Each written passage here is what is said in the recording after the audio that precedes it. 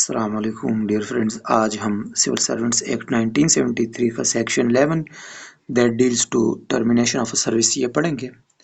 Section 11 में कहता है क्लॉज 1 में the service of a civil servant may be terminated without notice. जो फॉलोइंग लोग हैं इनका service without issuing any prior notice उनका सर्विस टर्मिनेट किया जा सकता है। सब क्लॉज 1 में कहता है ड्यूरिंग इनिशियल और extended period of his probation. Extended और initial period of probation, initial जो है ना वो तो सबको पता है कि जो इनिशियल प्रोबेशन है जो हमने पढ़ा है। एक्सटेंडेड प्रोबेशन वो होता है कि जब किसी बंदे की प्रोबेशन पीरियड मुकम्मल होती है और उसकी रेगुलराइजेशन ऑर्डर स्टार्ट नहीं होती तो उसकी एक्सटेंशन किसी भी वजह से उसकी प्रोबेशन को एक्सटेंड किया जा सकता है। So that is extended probation period. इन दौरान विदाउट इशूइंग एनी नोटिस उनका सर्विस टर्मिनेट किया जा सकता है। फिर यहाँ पे प्रोविजो है, प्रोविजो में फिर कहता है कि provided that where such civil servant is appointed by promotion on probation और as the case may be is transferred from one grade service or post to another service cadre or post, his service shall not be terminated so as long he holds a lian against his former post। यहाँ पे एक लफ्ज याद रखिए, ये Lian का इसका क्या मतलब है। इसका मतलब यह है डियर फ्रेंड्स कि अगर कोई सिविल सर्वेंट उसकी अपॉइंटमेंट हुई है किसी और जगह पे, किस वजह से, प्रमोशन की वजह से, प्रमोशन की वजह से नहीं, वो प्रोबेशन पे है। जिस तरह हमने ये प्रोबेशन पीरियड में हमने ये बहुत डिटेल से पढ़ा था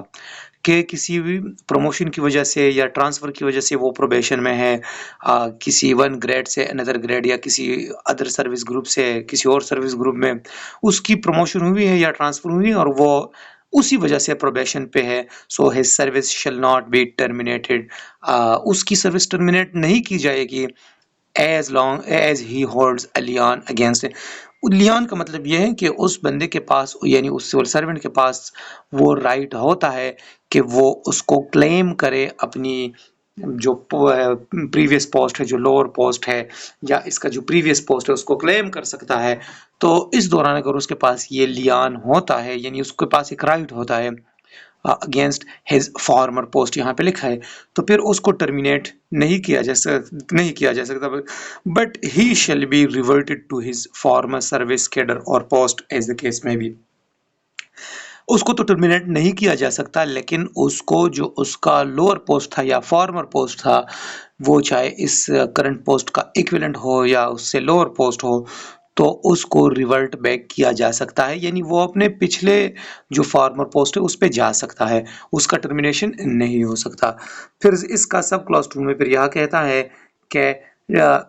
the service of a civil servant may be terminated without notice. Sub clause 2 में फिर कहता है on the expiry of initial और extended period of his employment.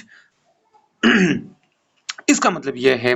कि on the expiry of initial और एक्सटेंडेड पीरियड, अगर किसी बंदे को कॉन्ट्रैक्ट पे रखा गया है और उसका कॉन्ट्रैक्ट एक्सपायर हो गया तो इस केस में विदाउट नोटिस उसको टर्मिनेट किया जा सकता है। यानी टर्मिनेशन का मतलब जो है ना ख़त्म हो जाना। ये जहन में याद रखना चाहिए कि नौकरी से निकालना या ख़त्म हो जाना मतलब ख़त्म, टर्मिनेट ख़त्म होना या ख़त्म हो जाना। तो अगर किसी बंदे को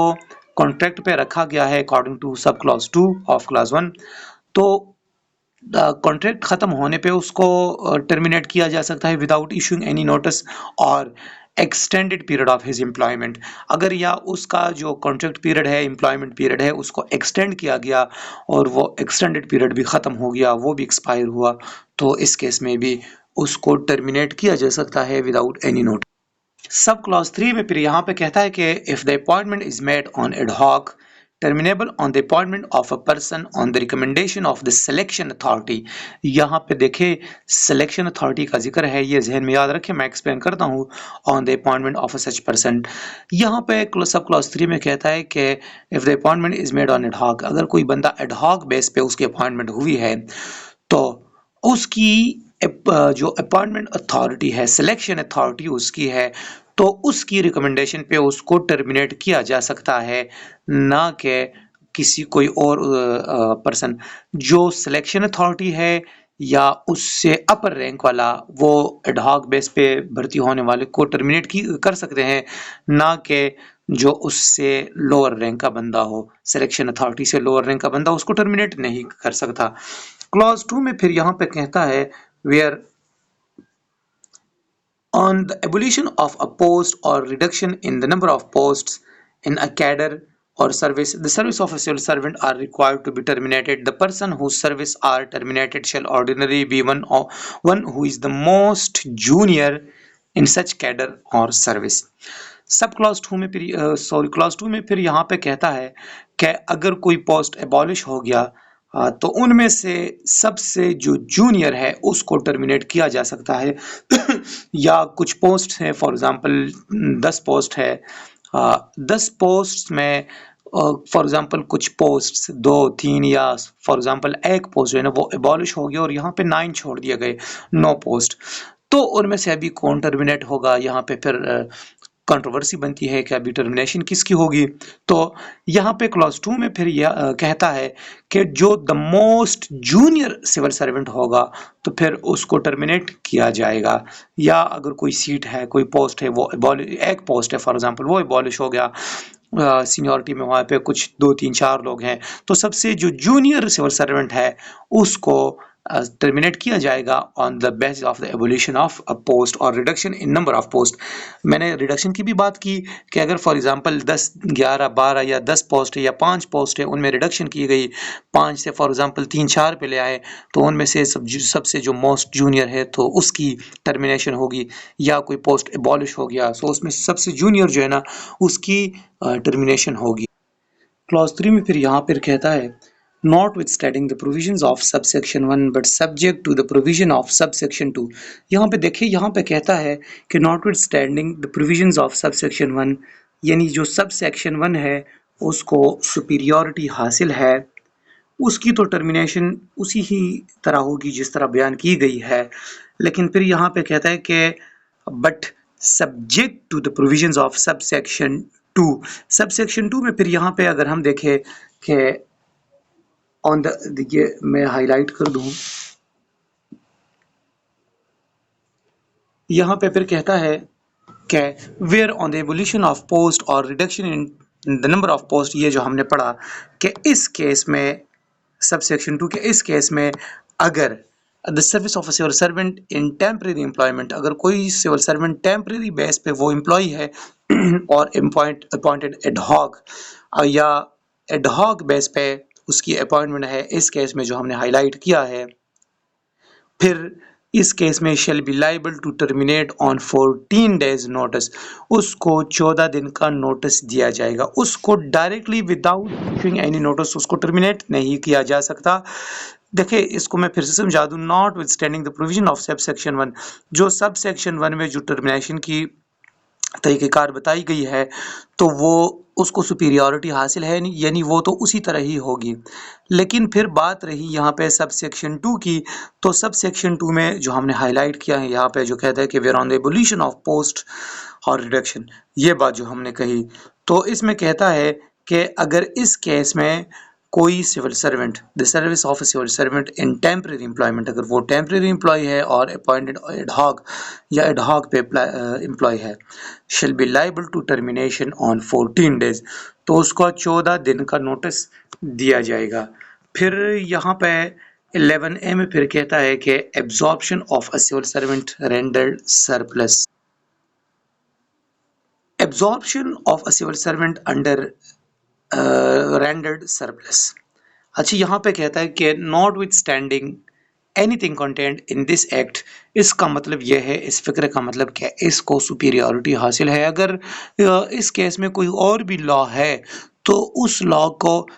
इस लॉ को उन लॉज पे सुपीरियॉरिटी दी जाएगी, इनकी बात, इस लॉ की बात मानी जाएगी जो यहाँ पे कही गई है,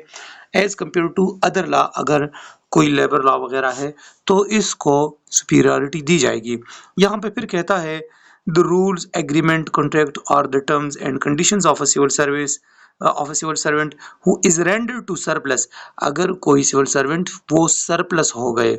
as a result of reorganization or abolition or of a division, department or office or abolition of the post in pursuance of any government decision may be appointed to a post। तो इस case में अगर कोई surplus हो गए इन वजूहात की वजह से जो बयान किए गए, carrying basic pay scale equal to the post held by him before such appointment, तो उनको कहीं और जगह पे अपॉइंट किया जाएगा। कोई कुछ लोग जो है ना वो सरप्लस हो गए गवर्नमेंट की डिसीजन की वजह से या रिस्ट्रक्चरिंग ऑफ ऑर्गेनाइजेशन या जो ऊपर यहाँ पे जो हमने देखी कि इनकी वजह से of result of abolition of division department और ऑफिस, इनकी वजह से तो गवर्नमेंट डिसीजन में भी अपॉइंट एज अ पोस्ट, तो अब उसको गवर्नमेंट डिसीजन के मुताबिक किसी और पोस्ट किसी और जगह पे उसको उनको पोस्ट पे अपॉइंट किया जाएगा, carrying basic pay scale equal to the post held by him. अच्छा, इस तरह नहीं होगा कि वो एक ही जगह से वो हटाए गए और दूसरी जगह पे वो एडजस्ट हुआ या एडजस्ट हुए वो सिविल सर्वेंट, इस बात का लाजमी ख्याल रखा जाएगा according to this section and this act. उसकी बेसिक पे स्केल जो है वो इक्वल या अगर पॉसिबिलिटी है तो ज़्यादा, अगर ज़्यादा नहीं तो इस बात का लाजमी ख्याल रखा जाएगा कि उनकी पे स्केल इक्वल होगी किसके, जो इससे पहले वो पोस्ट पे थे उस पोस्ट के बिल्कुल इक्वल होनी चाहिए, ना कि उससे कम।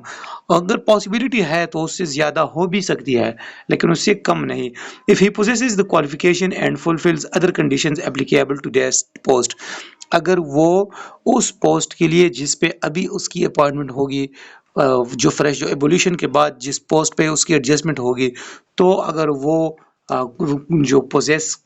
द क्वालिफिकेशंस एंड कंडीशंस, जो रिक्वायर्ड क्वालिफिकेशन एंड कंडीशंस है अगर वो फुलफिल करता है द सिविल सर्वेंट, सो उसको एडजस्ट किया जाएगा और उसकी बेसिक पे स्केल का लाजमी ख्याल रखा जाएगा। नीचे फिर प्रोविजन में कहता है कि provided that where no equivalent post is available he may be offered a lower post in such manner। इस प्रोविजो में फिर यहाँ पे इस बात का ख्याल रखा जाता है कि उसकी पे प्रोटेक्शन का ख्याल रखा जाता है कि अगर no equivalent post is available he may be offered a lower post, अगर उसका इक्विवेलेंट पोस्ट अवेलेबल ना हो एबोलिशन की वजह से या रिस्ट्रक्चरिंग की वजह से, रिस्ट्रक्चरिंग ऑफ ऑर्गेनाइजेशन या गवर्नमेंट के अदर डिसीजन की वजह से, अगर उस सिविल सर्वेंट को दूसरी जगह पे वो सेम इक्विवेलेंट पोस्ट अवेलेबल ना हो तो उसको लोअर स्केल जो है ना वो लोअर पोस्ट वो दिया जाएगा, बट इस बात का ख्याल रखा जाएगा lower post shall remain protected, कि उसकी जो पे है उसकी पे प्रोटेक्शन की बात की जाएगी। वो पे यानी उससे उसको इससे लोअर पे वो नहीं दिया जाएगा। 11B का क्लॉज 1 है, वहाँ पे फिर कहता है कि where it is brought to the notice of the appointing authority that appointment of a person to a civil post was made without observing the prescribed procedure or without fulfilling the prescribed qualification, experience and age limit, it may send reference to the Federal Public Service Commission for determination whether he is fit to hold the post to which he was appointed, and if not, whether he is fit to hold any other post compatible with his qualification and experience। अच्छा, तो ये जिस तरह लिखा गया है आसान है कि अगर कोई बंदा जो अपॉइंटिंग अथॉरिटी है उसकी उसको उसकी नोटिस में ये बात लाया गया कि जिस सिविल सर्वेंट की अपॉइंटिंग हुई है made without observing the prescribe procedure और without fulfilling the prescribe qualification, अगर वो नहीं रखता या एज लिमिट का मसला है तो वो एक रेफरेंस सेट भेजेगा फेडरल पब्लिक सर्विस कमीशन को कि उससे ये पूछे कि ये फिट है या नहीं है इस पोस्ट के लिए by qualification and experience. Clause 2 में फिर यहाँ पे फिर कहता है on receipt of the advice of federal public service commission, कौन रिसीव करेगा, यानी जब फेडरल पब्लिक सर्विस कमीशन की तरफ से वो एडवाइस रिसीव किया गया, किसको रिसीव किया गया, जो अपॉइंटिंग अथॉरिटी है उनको। द अपॉइंटिंग अथॉरिटी में पास सच ऑर्डर ऑफ अपॉइंटमेंट और टर्मिनेशन ऑफ सर्विस एज में बी कंसिडर्ड। अच्छा, जो उस वक्त पॉसिबल हो अगर उसका अपॉइंटमेंट ऑर्डर जारी करना लाजमी हो तो वो अपॉइंटिंग अथॉरिटी उसका जो अपॉइंटमेंट ऑर्डर है वो इशू करेगा, या टर्मिनेशन ऑर्डर है तो उसका टर्मिनेशन इशू करेगा अगर टर्मिनेशन पॉसिबल हो। लेकिन नीचे फिर प्रोविजो में फिर कहता है कि provided that if it is proposed to pass order of termination of the service in the light of the advice of the commission reasonable opportunity. अच्छा, यहाँ पे फिर वाज़ेह है जिस तरह के आसान लिखा गया है कि अगर टर्मिनेशन ऑर्डर इशू करना है उस ग्राउंड्स पे जो फेडरल पब्लिक सर्विस कमीशन ने एडवाइस दिया है, उसके एडवाइस पे अगर अपॉइंटिंग अथॉरिटी अभी मजबूर है कि वो टर्मिनेशन ऑर्डर पास करे, तो टर्मिनेशन ऑर्डर पास करने से पहले उसको एक हेयरिंग की अपॉर्चुनिटी दी जाएगी। हेयरिंग की अपॉर्चुनिटी देने से पहले बिल्कुल हरगिज़ ये एक्ट अपॉइंटिंग अथॉरिटी को ये इख्तियार नहीं देता कि वो उसका टर्मिनेशन ऑर्डर इशू करे। वो उसको अपॉर्चुनिटी ऑफ बीइंग हर्ड वो देगा। When an order of appointment is made on the advice of commission, it shall be treated as case of fresh appointment. अच्छा, अगर इस केस में जो अपॉइंटमेंट का ऑर्डर इशू करना लाजमी है by the appointment authority on the grounds of federal public service commission, so ये एक फ्रेश अपॉइंटमेंट फिर कंसिडर होगा। उस सिविल सर्वेंट ने चाहे इससे पहले जितना भी अरसा उस पोस्ट पे गुजारा हो, लेकिन जब फिर वो अपॉइंटमेंट ऑर्डर इशू करेगा इसी वक्त द एडवाइस ऑफ कमीशन के बाद अपॉइंटिंग अथॉरिटी जब ये इशू करेगा अपॉइंटमेंट ऑर्डर, सो ये फ्रेश अपॉइंटमेंट कंसिडर होगा and seniority of such appointee shall be determined in accordance with the civil servant seniority rules 1993। जो कि हमने सीनियरिटी रूल्स 1993 का पढ़ा था। वहाँ पे हमने पढ़ा था कि जब उसकी रेगुलर अपॉइंटमेंट हो जाए तो फिर उसकी सीनियरिटी उस वक्त से कंसिडर होगी। This was all about section 11 of civil servant act 1973।